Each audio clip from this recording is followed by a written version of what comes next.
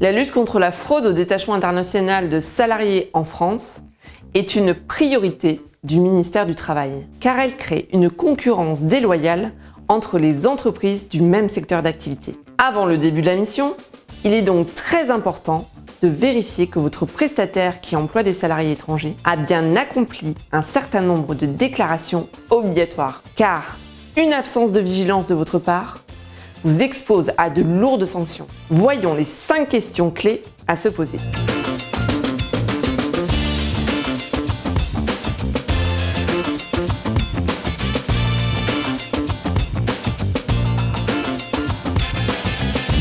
Si le contrat conclu est d'un montant au moins égal à 5 000 €, le prestataire doit vous fournir différents documents au moment de la conclusion du contrat. Il doit ensuite vous communiquer ces documents actualisés tous les 6 mois, jusqu'à la fin de l'exécution de sa mission.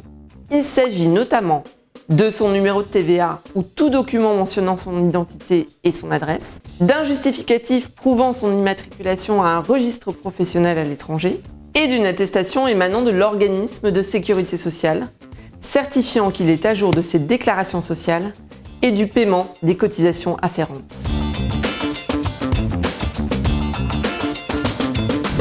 L'employeur prestataire qui emploie le salarié détaché étranger déclare et paye les salaires de celui-ci. Durant la réalisation de la mission, le prestataire doit vous communiquer régulièrement les documents suivants: les déclarations sociales, les bulletins de paye et la preuve du paiement du salaire.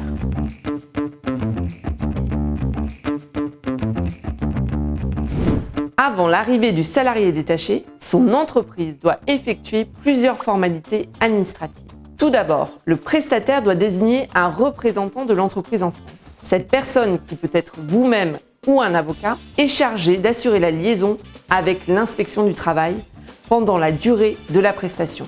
Ensuite, le prestataire doit obligatoirement déclarer son salarié sur le téléservice CIPSI du ministère du Travail et vous remettre l'accusé de réception de cette déclaration. Ce document doit impérativement être annexé au registre unique du personnel de votre entreprise et communiqué, si besoin, à l'inspection du travail.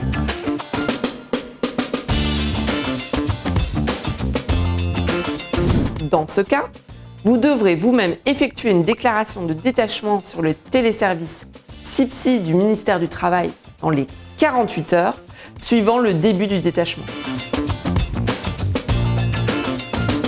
En cas d'absence de déclaration au détachement ou en cas de déclaration incomplète, vous encourez une amende administrative par salarié d'un montant total maximal de 500 000 €. La mission des salariés détachés peut être suspendue et vous risquez une fermeture temporaire de votre établissement. Soyez donc vigilants et n'hésitez pas à avoir recours à un avocat pour anticiper et prendre les bonnes décisions.